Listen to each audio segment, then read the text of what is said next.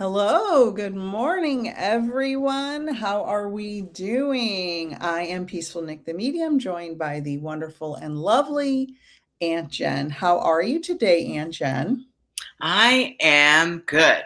I am very grateful, as our topic, that it is spring and that it's actually well, at least for me, the new year really has started. Hmm. So I'm very grateful for that, the energy of it, the heaviness from the winter, and, just the spring and newness and starting and planting and all kinds of fun stuff, right? That you could do in spring. Like it's kind of like coming out from those from whatever's going on and being like, what's happening? Where Right. where am I? And so many of us think that happens on like January 1st, and it's like not necessarily. So I would say that yeah, I'm good. I'm embracing the spring. It's all really new right now recently. So yeah, and yourself. I am feeling very grateful. I want to say hello to Wisdom Seeker, Holly, Vivian, and Missy, and anyone else who's joining. Good morning. Today, we are going to talk about gratitude, and I am grateful for everyone who is joining us on the live or Ditto. watching the replay. And I am so grateful for spring. But I do want to mention one announcement, and I may come up with more. I mean, Yeah, 'cause, come up with as many as my you. brain, my brain. So if you want to join the 90-minute gallery, there's only a couple of spots left with me and Kathy Behrens. It's tomorrow night at 8 Eastern. It's a 90-minute gallery with two mediums, and will be doing mini mediumship readings. And we keep it less than 25 people, so more people have a chance to get a reading. We're not the ones that have 1,000 people sign up for $25 and give four readings. That's not us. We give probably, depending, between 8 and 12 readings every gallery. So about half the people will get a reading in total. But if you want a chance to get a reading and you want to join the Spirit Exchange a la carte, today is your chance, only $25. So Yeah. kathybehrens.com for that. And she's a wonderful medium. And you've probably all seen me work with her before. So gratitude is, oh, and I have, my April calendar open, limited. My summer will be extremely limited. And I'll be going live Friday night. Maybe, I don't know, depends how I feel. I've been traveling a lot to see my grandkids. So the past like 4 weekends I've traveled. So I'm a little tired. Well, if you feel the spirit move you, you'll be there Friday night. If I feel the spirit move me. Yeah, I have to get back on my routine, for sure. So that's what's going on with me. Just trying to manage getting back in my routine because of all the babies in my family now. I have a 1-year-old granddaughter and almost a 3-week-old granddaughter, and they are beautiful and wonderful, and I love them so much. And I'm very grateful for my growing and expanding family. Mhm. What are you grateful for today, Aunt Jen? Mhm. There's so much. I really I do. I mean, gratitude can really change your whole brain, like just in Yeah. general. And so it's there's a lot of things that you can do in life that will you spiritually bypass. And so you're just like, oh, this and that. But like gratitude is not that piece, because gratitude is something that can not only just change your whole dynamic of everything, but it really does affect your mind, body, soul, and spirit. And it really does make a change as far as the frequency and the energy that you're actually putting out there versus anger. And not that that's not something that has to be expressed. So Yes. today, I woke up. One of the first things I said is I was grateful for being myself, for being me. Mm. And I'm great. I mean, I could go, I'm grateful for the weather. I'm grateful to have I'm grateful to have a roof over my head. I'm great. Like even just the smallest little things sometimes to be able to have, I'm grateful I have enough quarters right now to go do my laundry next. Like I'm grateful for, that I get to spend time with you on Wednesdays, like, and do these lives. Like I'm grateful for all the people that show up on the other side of this screen that I get to work with. Like that, I'm extremely grateful for. Very grateful for anybody that feels called to spend some time where really what I'm doing is I'm helping to witness yourself. You just need a witness, and sometimes it depends on who that witness might be. So I would say those are just a few of the things that I thought of right off the top of my head. What about yourself? Well, I want to ask everyone who's watching live and watching the replay, what are you grateful for today? Put it in the chat. I found out through, I don't know who I was listening to years ago, probably Oprah. Making a gratitude list is very helpful. And Eckhart Tolle talks about it too. And so I have some gratitude lists on my refrigerator. I have some on my desk, my side desk over here.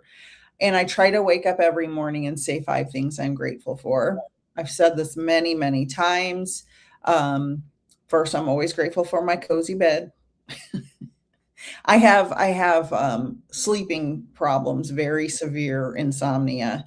And so when I can snuggle in my bed in the morning and just take a few extra moments to be cozy, listen to the birds chirping, see the sun coming through the window, if the sun's up when I wake up, because you never know.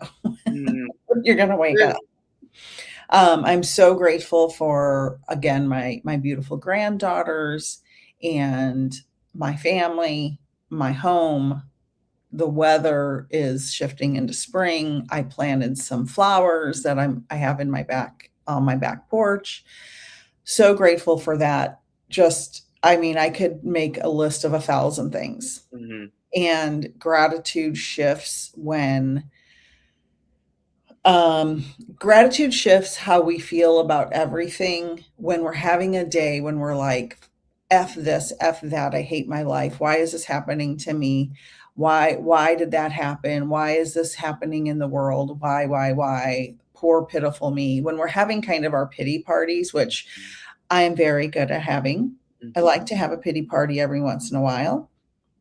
And then I realize, oh, wait a minute.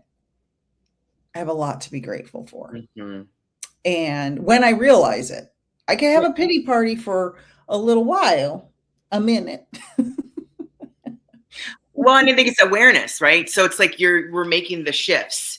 So we can I'm not sitting there saying every day I'm like, oh, that's not true. And nor would I think that that's, that's something I strive for. Yet I try and cushion my mornings and my nights by doing gratitude. It's one of the first things I do in the morning and one of the last things I do at night is at least 5 is great. I do 3 just to try and find that, seeing what's going on. And it can just be as simple as I'm grateful that this is done. It doesn't always have to be something like we were expressing. You can find gratitude even in things that you might not find gratitude in them, like being grateful that this opportunity is actually here right now for you to see what's going to take place from it, or the stillness and the silence. And there's many different ways to be able to look at it, but the languaging of gratitude, the ability to be able to do that. It's kind of the same thing as if we find something in someone that we don't really like or enjoy per se, right? Like finding something that you are actually grateful for that human being. There is something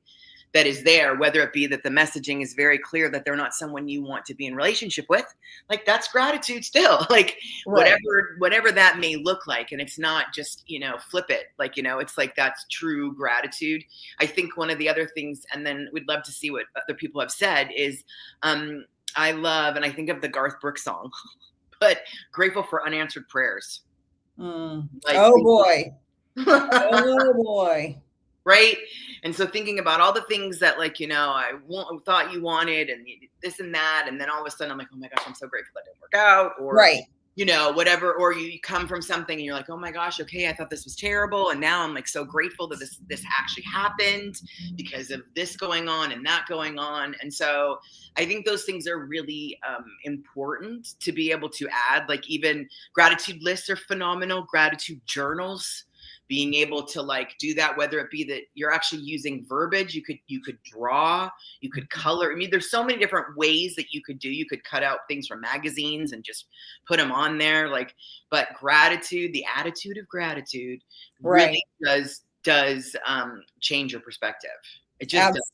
It's my one go-to thing when all else fails, like, it's kind of like, oh wait, let's think about gratitude. And I can still be in a funk, and I can still have like, but that's the way to help pull yourself into some other direction, and then also just to kind of keep yourself in that energy in general because of what it offers in so many levels. Oh, yes. And I want to get through some of the comments. People are talking about gratitude.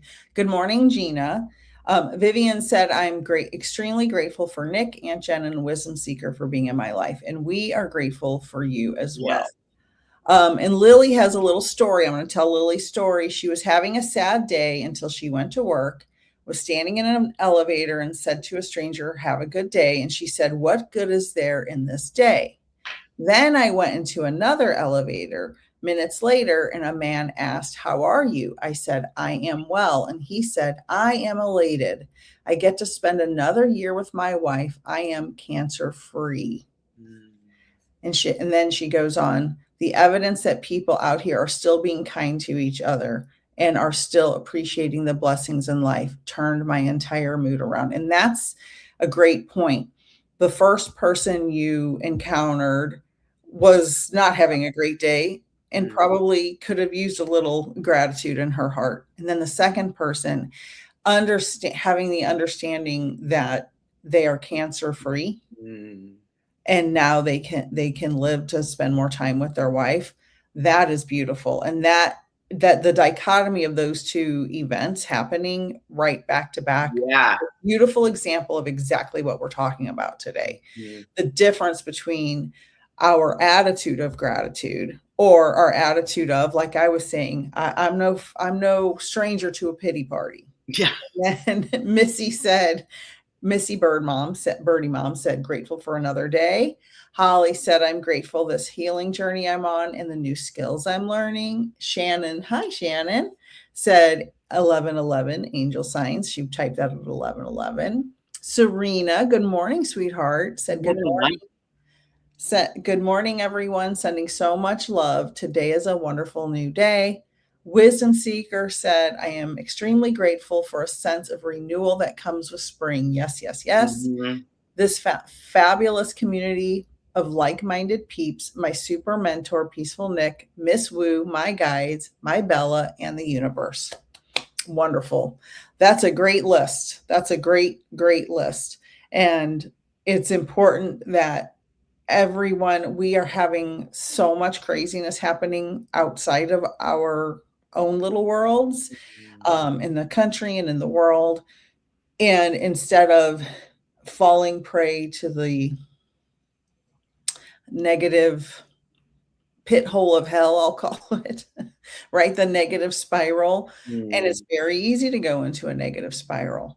It's also important to bring yourself out of that negative spiral and realize you can only control what you can control in front of you. You can only control your attitude. You can only control what you are doing. And, prayer is fine. You can pray for peace and healing and people to, for cooler heads to prevail on the worldly stage, and have gratitude in your heart and love your neighbor. And one more comment, and then I'll go see. I know she's got a good idea. I can see it brewing. Yeah, I can see it. You can see it coming out of your brain. Vivian said, I always have to remind my parents to see their glass as 90% full instead of 10% empty. We all have our parts to do to raise the vibrations on earth. Exactly. Great point. So why do you think, Jen, what do you think causes the mindset to shift when people have an attitude of gratitude? What's causing that shift? Because you're not necessarily looking at the negative per se, right? It's a positive spin, no matter how you kind of look at it. And so I think that, like, I haven't done studies, so that's your side of the street. But I know that it does something to the brain. Like when you're sitting there and thinking positively and not like bullshitting yourself like that, that's something that it's important. And it's really fine. You could just be grateful for the fact that, like, you know, you're supposed to do this. And so you're grateful. Like it doesn't have to be these, you know, so intense and putting so much pressure on yourself when maybe you're not feeling that way. It's just that it is a way that you can actually up the ante within your brain to be able to kind of turn the switch on, like the dimmer switch, right? So you're just turning the switch a little bit stronger on the positive side as far as where you're going, and also like where you're going to attract. So having an attitude of gratitude and being in that place of real gratitude, and not like just, you know, coming out, you know, smoking, oh, it's gratitude, and like nothing like that. Like that is a whole nother kind of scenario. But like a real, true, authentic gratitude that you can have with yourself. It's not made up. It's real, authentic of where you're at in the moment. Then that's actually where you're going to start attracting. So it's like if you're grateful for receiving support from friends, then you might actually get more support from your friends for being grateful for it. Like, you know, if you're grateful for someone helping you out, whether it be financially or in other ways, like you might actually get help again sometime by being able to be actually truly grateful for that. So I know that it has something that does do a lot with the brain. And so I really think that that can be something that's really positive, because we could use a little extra help. Like just in general. I mean, it's not even about like the times or whatever. Like, you know, our brain has so many different programs and memories and like conditioning, and you know, I mean, there's so many other things that are going on that it's like you're on automatic pilot, that by kind of interrupting, right, it's a kind of a pattern interrupt, by putting gratitude in there, it just helps to kind of shift where you're at and what's happening, but it has to be authentic. And so gratitude can be spun in directions where it doesn't have to be all, you know, love and puppies. It can seriously be like, you know, I'm grateful that like I only have 2 more things to come up and be grateful for. Like really, like, right? It's like that. I mean, you know, I could hear myself saying that. Really, I think I might have. Like, I'm grateful I only have 2 more things to be able to come up with. Be able to take this one. Like, that's just like my little attitude in there, right? And she's just getting it out, and then, you know, having that kind of release in that kind of a way. It's like what you're also putting out there to the universe is, it has a ripple effect. So thinking about it in that kind of trajectory, like I would rather put gratitude out there, not even like asking for but just gratitude in general, versus any other anger, frustration, like anything else that I could possibly put out there. I think if I had to choose, even though I do love love, I do love love. I do love to put love out there. Like, I don't know. I think gratitude has a very, like, it's really powerful. Like, it just has this, like, because love is powerful as well, right? We already know love is really powerful, but I'm not sure that we really understand, like, how powerful gratitude is, per se. It's a frequency changer. It changes the frequency. So little science for everybody. And this is where, come on, girl. So every noise you hear is a frequency. The sound of my voice, the sound of drums, a song you're hearing on the radio, an airplane going through the sky. Every sound is a frequency. And frequencies can be really fast, like, and very powerful, or frequencies can be very slow and long and weak, right? Like radio signals in science, radio signals are the least powerful, even though they travel at the same speed as gamma rays. Gamma rays are the most powerful frequency in science. But everything we do, our body, our brain, our heart, everything about us projects a frequency. And I'm sure you've all had the experience of walking into a room and you can feel the energetic frequency of maybe there's a couple of people in the room, you walk in and you can feel the energy is not right. Like maybe they just had an argument and they stopped talking when you walked in because they were embarrassed about their argument. You can feel that energetic frequency is like, like you can feel the ick in the air. Or maybe two people just got engaged and they're madly in love, and you just walked into the room and you can feel that energy is very different than the first scenario. And so gratitude, the more grateful you are, the higher your frequency, the more positivity you're putting out. And a great example of this is sports games. Now, I watch a lot of sports. I'm married to a sports maniac, and I do enjoy sports to a certain degree. Not 24/7, but the occasional event. But in sports games, if you've ever watched, the Super Bowl or the basketball championship or whatever, you can see the shifting tide in the game. I know we're both 49er fans. And there are games where it's like, you just know from the first moment that ball is snapped, that this game is going downhill quick. Right? And then something amazing happens and all of the energy shifts. And then everything goes that team's way for the rest of the game, whatever the game is. The crowd gets into it. You can feel the energy. The crowd is happy and grateful they scored finally, right? And then the energy shifts, and then the crowd gets behind them. And it's like that in music, in concerts. Like if you've ever gone to a concert, you can feel when people are really vibing with the music, you can feel that energy, and that's all a frequency. And love and gratitude are the two highest frequencies. And we've talked about that so many times, and it's important to keep that in mind when you are having a moment of, I'm having a bad day. I'm in the elevator and I don't want to be here at work. I hate my boss. I hate this building. I don't like this. The lady that sits next to me is a bitch. Like, I can't stand it. Right. And so all these thoughts can be going through your head, but you have a job and you get a paycheck. So shift that scenario of, I hate everything that's going on at my job or whatever. Shift it to, at least I'm getting a paycheck. And I have the ability to change my job. Sometimes, like, things are weird right now in the job market, but in normal times, we have the ability to change that job, get a different job. And if you don't like that one, get a different job, right? Like, we have choices, and don't get yourself stuck in the loop of, I hate everything. I hate everything. Be grateful. The more grateful you are, the more you attract.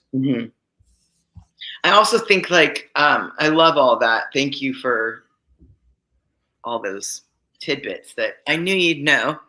And yes, gratitude and love are very parallel. I feel for myself that when I'm, and we're always, it's not about talking about like when we're in the light. We're talking about like when you're not in that place, right? So it's like, I'm thinking about that. And for myself personally, when I'm not in that place, it's easier for me to access gratitude than it is love. Oh, okay. Like, it's easier for me, like, if I'm in a negative spin, if I'm in a negative place, like, to just like be like, oh, let's just make all this love. Like, I can get to that place through gratitude personally.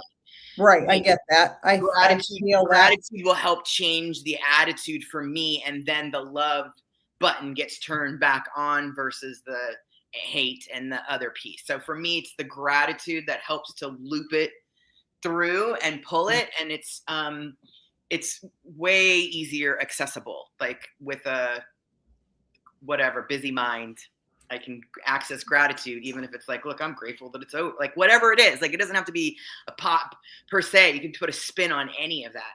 Whereas love is like, it's very clear. This is very clear. It's straight up frequency love, where gratitude, I feel like I have a little more wiggle room. And you know me. I like that. Jen likes wiggle room for I like wiggle room. But I think we both like wiggle room. I don't think either of us like to be trapped in one box. No, so. And I'm being real. I'm being on, at least right now. We come up with these discussions and talk about stuff, but like, I don't have a pre-planned agenda. Like, this just kind of came where you were talking about, and I was like, oh, love and gratitude. And I was like, oh, I can actually access gratitude way easier. Like, knowing myself and knowing like I'm thinking about like the version of myself that shuts down. My shutdown version of Aunt Jen love, like trying to be like, oh, just find the love. Like, because I am a real love. Like people didn't like, I love to love. Like it is definitely That's something that absolutely true. I really, really, really do. And when I'm not in that, when there's another space that's going on, it can be a little more like I can get there. It just takes a little bit longer with the ticks, right? To be able to get there. Whereas if I bring in gratitude, it's instantaneous where I'll be able to get back into the love way faster and that frequency. And so that's why I really enjoy gratitude. I really enjoy I use it as a trick. Like, it's like kind of those tools in my office.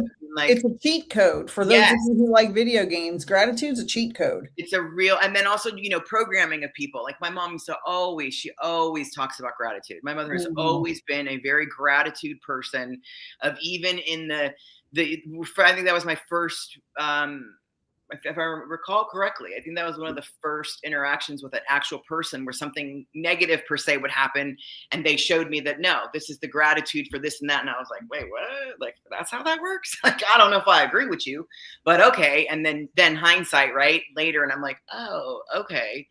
So I think that that's also something too, depending upon, where you're hanging out, what's happening, how are people's philosophies. But I just think that gratitude for me is way accessible. Like I could tap into that one, whereas some of the other ones, like Jen might be hijacked by her own self, and I could stay there for a second, but not when it comes to gratitude. I love it. And Wisdom Seeker said, absolutely, Aunt Jen, gratitude must be authentic or what's the point? Exactly. If you're fake, there is this line, fake it till you make it. And that can go to a certain point. Like if you have to go to work and put a smile on your face, you have to fake it till you make it. Like that I get. And Gina said, I used to share an office with an angry person and I could feel the anger radiating off of her. Not pleasant. I'm grateful I don't work with negative people anymore. And negative people, they're suffering. And so and it's hard when you're around them to remember to put up a boundary and be grateful for your paycheck, right? Because negative people want to draw you in. They want, because they feel so bad about themselves, they want you to feel bad about yourself. So they draw you in. And so put up a boundary. Imagine a mirror, for future reference for anybody. Imagine a mirror facing away from you, and all of that negativity is going back on them. And I know this because it happened to me. I worked for a dermatologist years ago. Right before I became a teacher, I worked for a dermatologist. And there was a lady in the office that was a nightmare. And I used that trick. I saw it on some show or something, used the trick with the mirror, and it worked immediately. And she never gave me problems again. And I was so grateful for that. Carrie Hart says, heart, heart, heart, flower, flower. Hi, Carrie. Welcome. Hold on one second. Yep. Vivian said, I was grateful for the low vibing folks in my life when I was young. I told myself I am not going to be and not treat others like that when I grow up. Turn negativity into positivity. So you learned what not to do. And that is something to be grateful for. Definitely. Oh, I was going to say something about the mirrors. I talk about this regularly. Is one big mirror. I always look at it as like when you leave your house, like whether you get your key, when I'm talking to people, like if you need more, it's a way of protecting yourself. Quite honestly, it's a great self-protection. And so like having it like outside of your home, anytime you've got to go interact with other people. And so I'm always like, figure out something. Mine was a dress. So I made mirrors out of a dress. So it's like an imaginary dress that was kind of put on. And it was actually created from it started a long time ago, but it really started more so when I had a job that was so toxic. And so I would do that when I'd go put my finger on the thing to punch in. I'd literally imagine that my dress was coming on, because it was just like so toxic and so negative and so heavy. And yet, like, that's not who I wanted to be, nor did I Right. want to exchange that. So the mirror thing, you can practice that, like whether it be just in an interaction with someone who you need to try that with, or whether you want to try that on a regular basis when you go outside, in general. But the mirror thing, like, it works It works. real good, and you don't really have to do anything, and you're not doing anything in a, like, I look at it as like you're doing something in a kind way, not Right. that like you want, but I always like to try to find the kindness, because I do firmly believe that people that are nasty and negative or whatever's going on is they're in pain, and the reason Yeah. why I believe that is because I was that. So I'm like, well, not saying that but I'm just saying I understand that. And I would still like to be able to do things as I'm taking care of myself that is not harmful to anybody else as well. And so I found the mirrors to be able to create boundaries without having to give boundaries, to be able to like create protection without having to say anything. It's just having to be a reminder to remember to put your mirrors on. Carrie said, what do we do again in the mirror? So the mirror trick is you surround yourself with a mirror facing away from you. Right. So the energy will bounce back off. It'll just hit the mirror and bounce back off onto them. Right. So imagine yourself surrounded by a circle of a mirror that faces away. So if somebody's interacting with you in a negative way, it's a boundary. It's a boundary, is what it is. So their negativity, it's like shooting arrows at a wall between you and the other person. Those arrows are going to bounce back. So when somebody projects negativity towards you, it'll bounce back to them, and it won't go through and affect you. And Right. it's a mental exercise, and it's a tool in your self-love toolbox Yep. that is very useful. And And it could be like you could do a mirror, like I said, because I might not have been like a dress. So like I just imagined that I'm wearing a dress that is made of mirrors, right? Or you could pretend like you got mirrors on your fist, like Wonder Woman. Like yeah, you could do whatever you want. You could put a headband around your head that's made of mirror. Like find what works for you as far as how the mirror connection could possibly be, and then find that connection and see, and then maybe try something else, or like it's an experiment with yourself. I mean, really is what it is. The other person's not going to necessarily, know what's going on in that direction. You're not yeah, being, they don't have a clue. they're not clear, but you're adding a way to protect yourself without causing any harm on anyone else. Right. And you're also just, I mean, it's an experiment. I mean, what Right. the worst thing that can happen is it doesn't work. Like, No, but I'm and just then you have to come up with a new like, plan. yeah. Lily said, fairy princess mode is my go-to when I'm in a negative mood. Sprinkle lots of kindness. And when or if the coworkers have an issue with you, their claims are so baseless, they wind up using HR's time. Well, and that's a whole other talk, right? People you work with who are so negative. I have found sprinkling kindness on negative people only makes them more mad at you. That's a whole other thing. Shannon said, give examples of what you do to use the mirrors. Do we need grounding and everything first, or just see those mirrors around us? You don't have to do grounding or anything. I just put it up.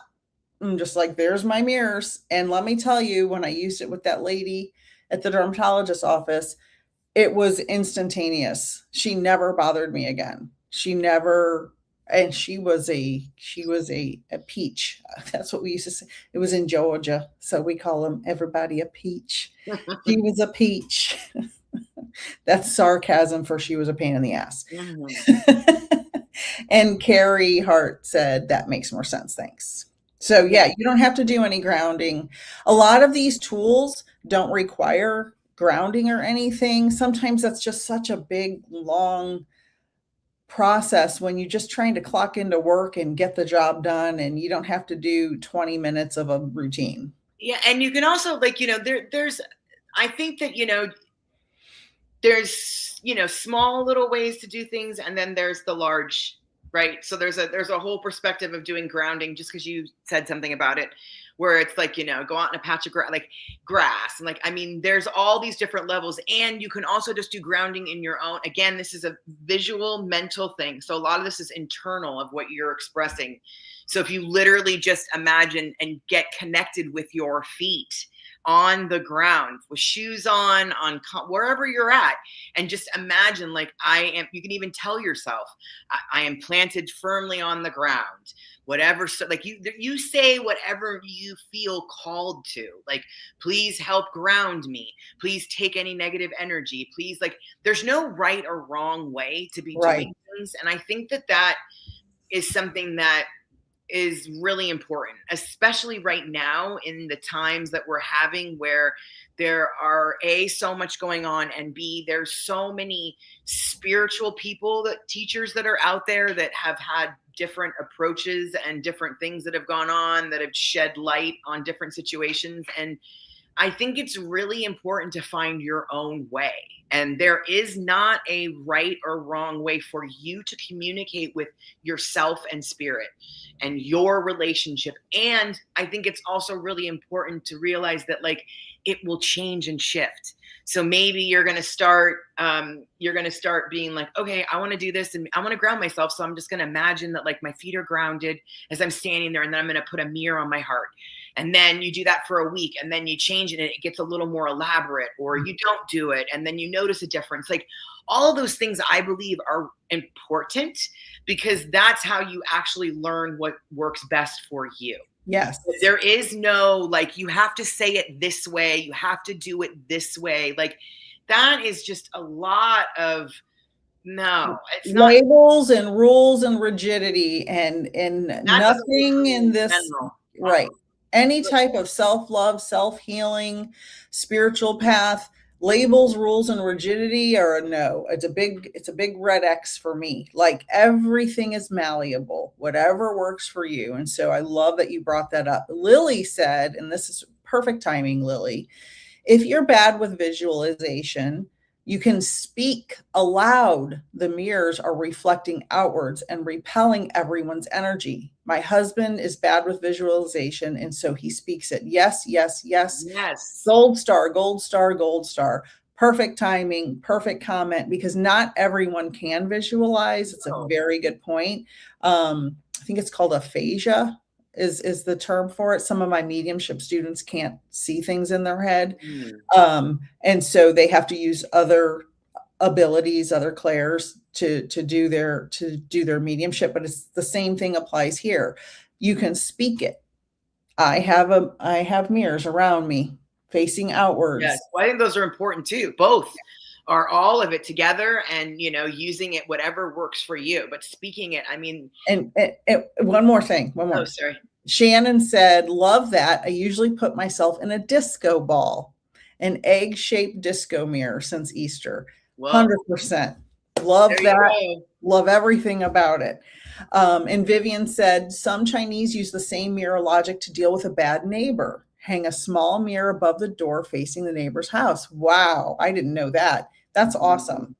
So these are all excellent, excellent points. And that's why we do these lives, because we love hearing your feedback. And then we can be grateful for the mirrors. Exactly. How do you think gratitude changes what you attract into your life, Aunt Jen? Well, I mean, I think that whatever you put out there, you attract. I mean, personally. So if you put out negativity, negativity is going to come back. So if you put out gratitude, gratitude is going to come back. Like, you really do. Like, I've practiced this. I've experimented. And I would have to say that, generally speaking, what I put out there comes back to me in like kind. So I think that, like, gratitude is something that is accessible to us. And I think that it is something that, if you think about it from the perspective of what are you putting, but what is the definition of gratitude, and what is that purpose of gratitude? And so that is an energy, which is also messaging to the universe Yeah. on a verbal, on a, whether it's visual, on an whatever way you're expressing that, right? It still is coming out of you in so many different ways. And what is going to happen is it's going to come back. There's also something like, whether it's on different sides of the brain or different parts, like when I think about like gratitude, like I definitely feel very different versus tapping into like anger, and like Mm-hmm. just feels very like it's very constricting, whereas gratitude is very expansive. Yeah. So I think that like when you're in an expansive kind of energy field, then you're going to expand and you're going to attract in that place. Whereas if when you're not in an expansive place and you're contracting out and it's sending out anger, and then that's why we wonder why when it's like it just doesn't stop. You're on this like angry whatever kind of a place that's going on, and it just seems, and then all the people that you surround yourself seem to be that way, or things about what's going on. And so I think it's kind of like the same thing as some people have spoken on the chat, which is like they're grateful to find like-minded people. Exactly, because you have an attitude of gratitude, and so you're going to attract people that are going to be in that same vibration of what's going on, versus if you have a negative spin on things and are always like just thinking that it's funny to make fun of people, or to just make whatever's going on, then that's where you're going to keep attracting. And not saying that then you'd be like, well, I know people that are terrible, miserable people and they have all kinds of stuff. That has nothing to do with gratitude. Like, it doesn't matter what somebody has. That doesn't mean like, oh, I'm grateful, so I'm just going to receive all the riches in the world. I mean, that's a great thing to want to achieve. And gratitude is about an attitude, really. Like they say that, I've heard that expression, and it really does reign true for me. Like, Right. gratitude is a full-on attitude, meaning like, and I know about attitudes. I had plenty of them. And the gratitude attitude, when I'm truly authentically in that place, which is usually authentic no matter what's happening, the vibration that it brings back is things to be grateful for, because of the way that I'm looking at it. And people who accumulate a lot of material possessions, but you perceive them as terrible people or miserable people, that does not mean they're happy. That does not in any way, shape, or form mean they're happy. I know several people with a lot of material possessions, and every one of them are pretty miserable. And that's my experience. I will say, Shannon said, I'm thankful for opportunities, so I keep getting more. And to that, I say, this is scientific. Neurons that fire together wire together. There you go. That's a fact about the brain, right? The more you fire the positive, grateful, loving neurons in your brain, the more you send out that frequency to attract more. And that's a scientific fact, right?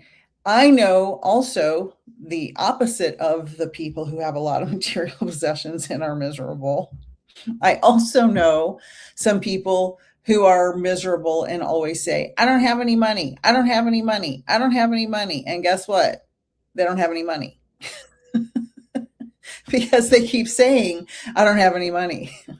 So they don't have any money, right? And so what you put out there is what you will receive, right? And that doesn't always mean material possessions are the answer to all your problems. I also want to ask everyone in the chat, please answer this question. Like, I'm serious. Were you taught gratitude? Were you taught gratitude by your parents? Were you taught to use the term gratitude? Were you taught gratefulness? Or were you told how ungrateful you were? So please let me know in the chat. I heard a lot of how ungrateful everyone was in my family, but no one ever taught me what gratitude was and to be grateful and why we should be grateful and what we should be grateful for. We were taught that we were bad because we were ungrateful, but we weren't taught how to be grateful and what should we be grateful for. So I would love to hear in the chat what you were taught in your family. And you don't have to give specifics. Just say either, yes, I was taught about gratitude and I have a fabulous life, or my parents said, you're an ingrate. Like that was the term in our family. You're an ingrate. Mm. And that's, that's not the way to parent. Gina said, I was never taught about gratitude and I was definitely told I was ungrateful. Yeah, very common. I think it's more common to be told you're ungrateful than to be taught what is gratitude. I think the more I think about it, I think you're right. Like honestly, like the languaging, it's like that, but I mean, I'm also dating myself. So it's like, the languaging back then and different things that were going on was not to tell you, it was always like reprimanding for what you're not doing correct, and not saying like, oh, well, we're grateful that we have this so that you can have that. And like, then you could actually understand the context of being ungrateful. But that wasn't really how I feel like the introduction happened early on, like, or what I witnessed out there, because that is definitely something I remember hearing a lot from not necessarily even me, but like other people that I was around, or like, and that's a really good question, because I do think that like it comes up when in a heated moment, if something's happening and a parent is like, you're ungrateful, but that's an opportunity to teach about gratitude, to be able to understand what ungrateful would look like. Right.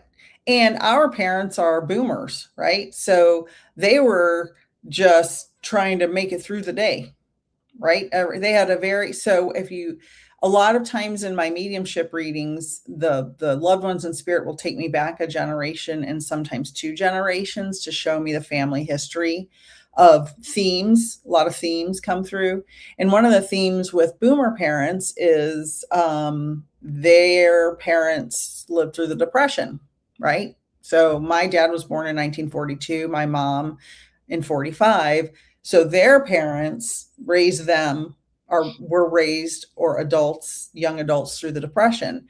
So they were probably told, you eat what's on your table, GD. Don't be an ingrate. So that's what they were taught. So our boomer parents, who were taught, you better be grateful for what you've got, whether it's gruel or a chicken leg, if you're lucky.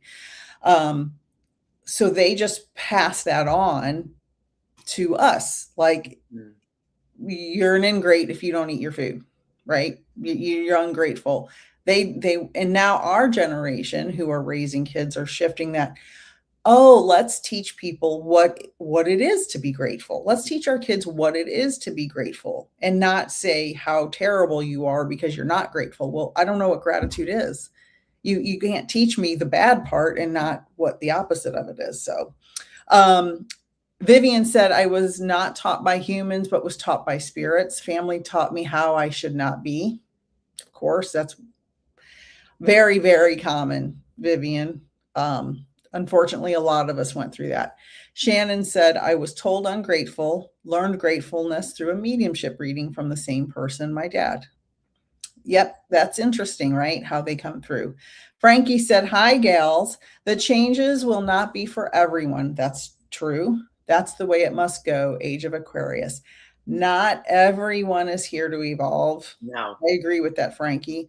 That one. And Frankie said, churchgoers must heed the call about the Vatican.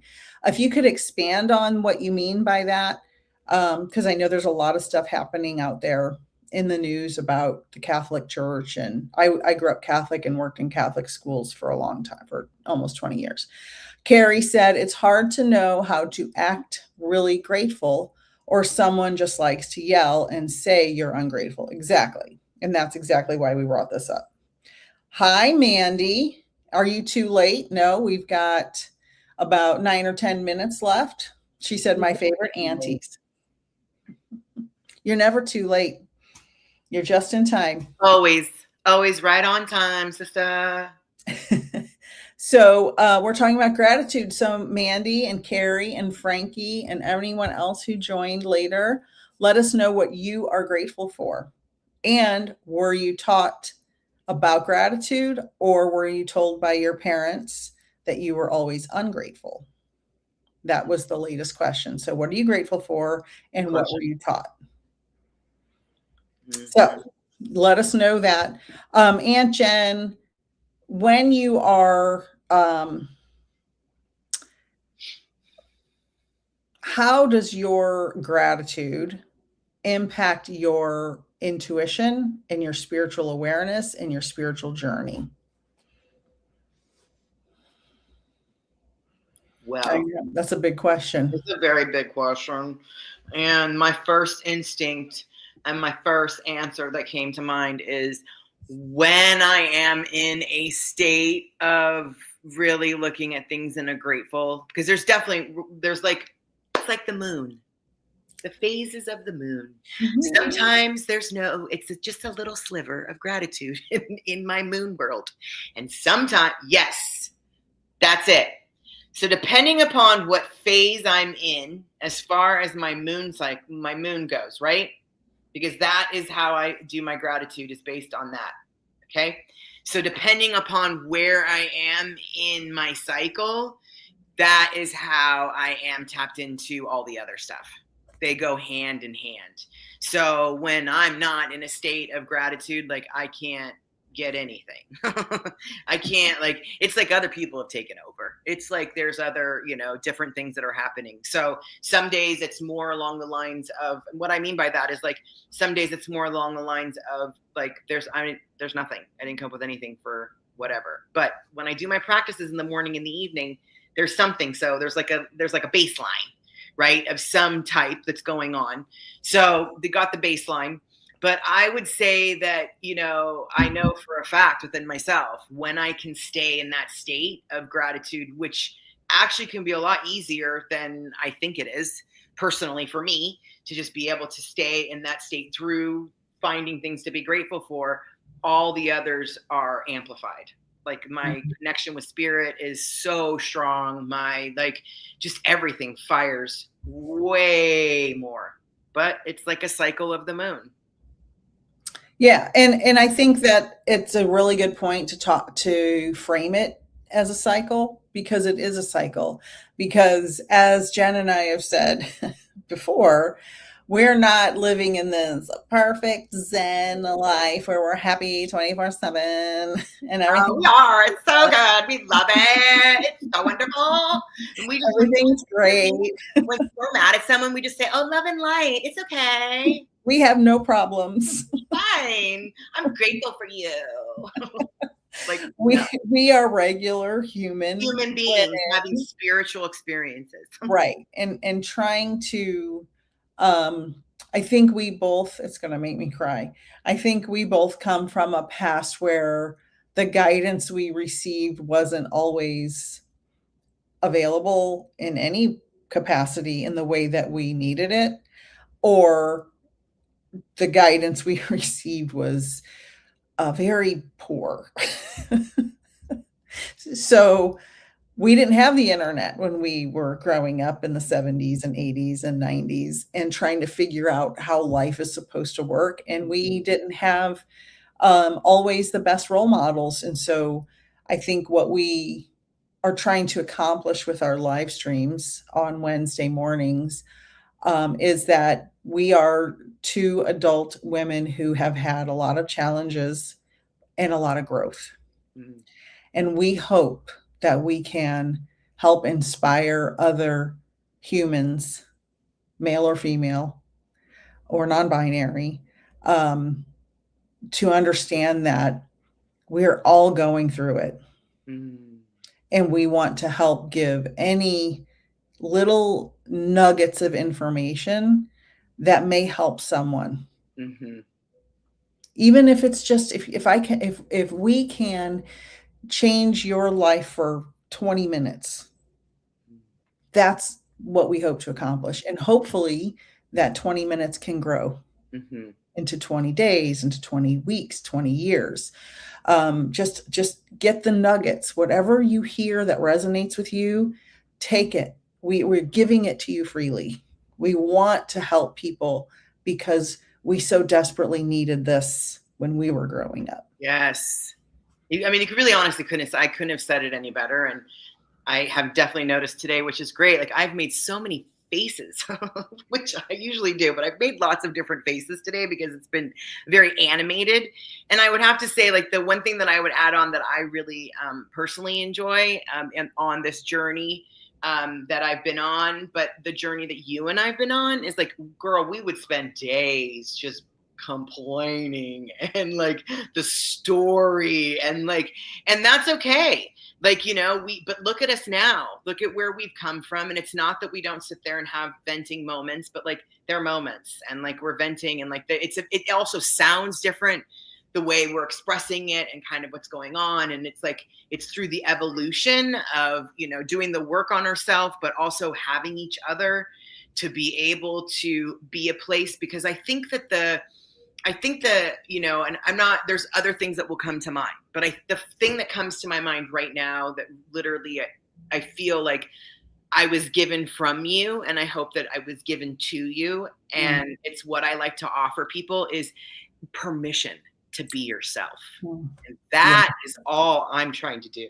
Yes. Oh my God. Absolutely. You gave that to me. Permission.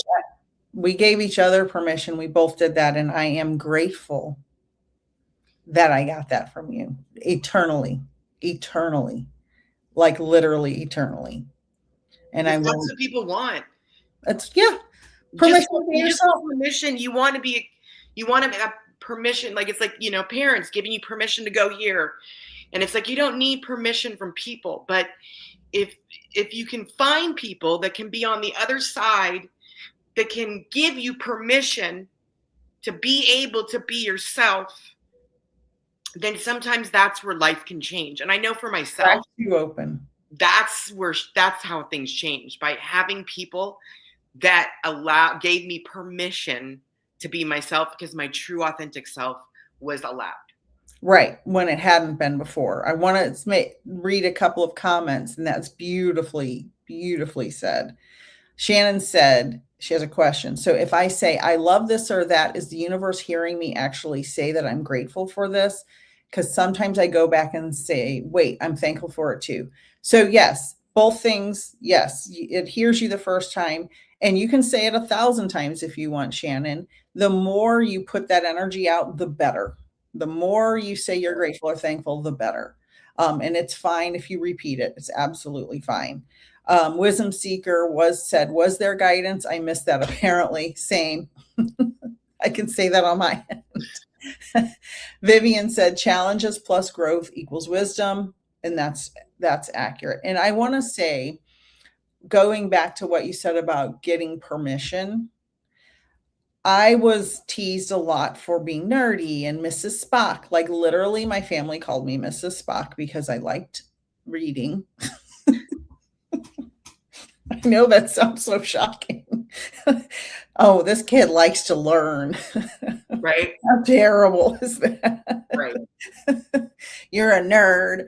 And I never, I think they meant it to be an insult, but I never felt it as an insult because I thought I was doing great. Reading and learning was my happy place. It was my escape from reality.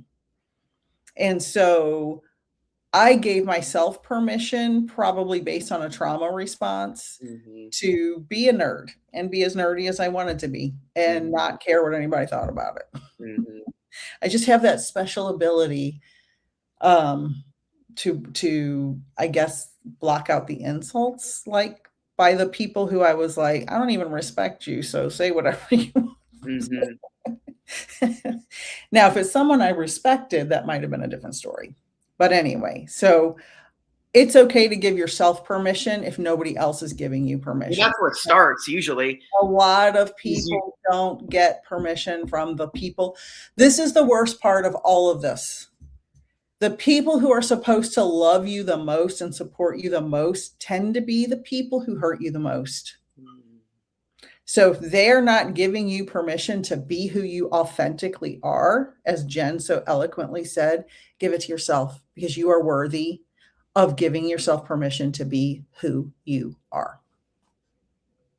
and not saying, minimizing, whatever's been said and how people might treat people, like, but even when people are coming from a perspective of not giving you permission and maybe not being as kind, like, I like to also come from a philosophy is like everyone's doing the best they can, and like they came from their story of what they can, like, so it's also a very big piece to be able to get into the mix, but it gets complicated because there's so many things to like, well, wait, but that means that it's like, no.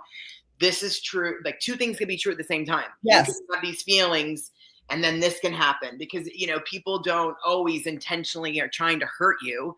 Like, it just turns out that way. Yes, there are people that intentionally do try and hurt you, but I'm saying some other people, like, they're not necessarily trying to intentionally hurt you.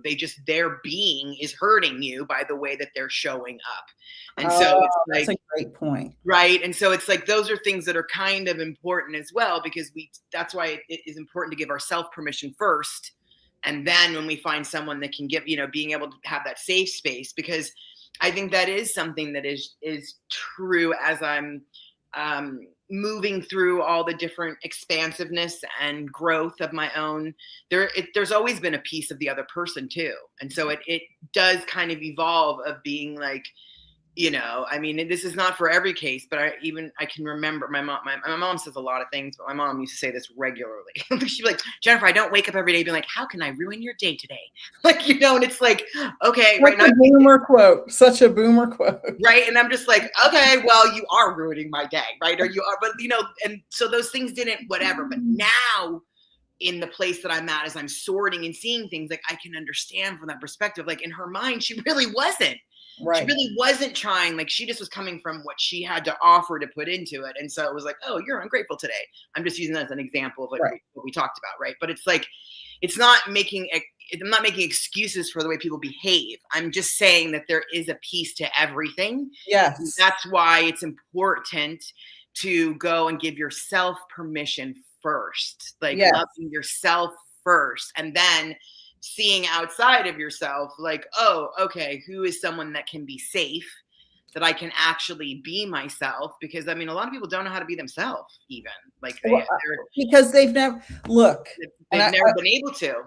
Listen, and I have some comments. I'm going to get to those comments, and I appreciate them. But I know a 70, 80-year-old people who are parenting their 50-something-year-old kids as if they're 16 and still treating them as if they're little kids in such a dysfunctional way. And it's like, if you're in that type of family where you're being parented by a boomer and you're a Gen X and you're still worried about them giving you permission to live your life, you need to probably think about giving yourself permission to live your life any way you want, because you're 50-something years old. And you can do whatever you want. And you don't have to listen to their story, because they're telling you their version of what they want you to be. You have to figure out, what do you want to be? Give yourself permission. And then the comments are, Vivian said, yes. I'm finally able to be myself and express my emotions with Nick and Aunt Jen. I buried my emotions my entire life. And unfortunately, Vivian, that is extremely common. Yes. It's way more common than you would think. Yep. Gina said, this is interesting. I used to be called an old maid by my mom. I was about 18 the last time I remember her saying that to me. Girl, I am so sorry you went through that. I am so sorry. I was told when I was 26 and I was pregnant with my first son that I was too old to have a baby by a lady. I was like, okay. I thought I was pretty young to have a baby, but okay. Mandy said, if you weren't a science nerd, then I would never have fallen in love with space. Mwah. Love you. I hope you're watching the Artemis mission stuff, Mandy. Debbie said, good morning. Hello, Debbie. So I am grateful for you, Aunt Jen. I'm grateful. I am so grateful for our 40-year friendship, and that we gave each other permission to be our authentic selves. I can still see me. I can still Lawton Park. That's where we met. Yesterday, I was sitting on the swing and I was like, there you go. 13 years old. So, Yep. and just blown away by who you were, how you had a sense of yourself. No, it's true. Like I've talked about it, like I'll say it, like you had a sense of, I mean, you lived a very different life, right? So it was like, there was all that too. We could go on and on and on about it, but That's for a very special life. that is, that's probably a private for only certain people. But you did have that was one of the first things, just to say, like, that's what I was attracted to about you. It was like you had this sense of, like, I thought you were a full-on adult, like just literally, and you always have, like, you just had this sense of yourself, of confidence, and also like not worrying about what other people had to say. And I just remember I craved that, because I worried about what everyone had to say so tremendously, that it was just like, and that was without you saying anything. It was just your energy of who you were. You've always had this energy about you of really having yourself. Granted, you had to have yourself, so it all makes sense now, right? Through all of it. Right. Yet there was, but at the time, we there didn't still know. was this level, though, that you have yourself be, I mean, it was remarkable. Well, I really appreciate those comments, and they're very inspiring. It's 12:07, one of my favorite times of day here on the East Coast. I love all of you. I am grateful for all of you. And Jen, you're my girl. You're my heart forever. Always. We will be back next week. Possibly I'll be here tomorrow night. Don't forget, if you want to sign up for the a la carte spirit exchange, kathybehrens.com, $25 for a 90-minute gallery. We will see you all later. And have an attitude of gratitude. Bye, everybody. Bye.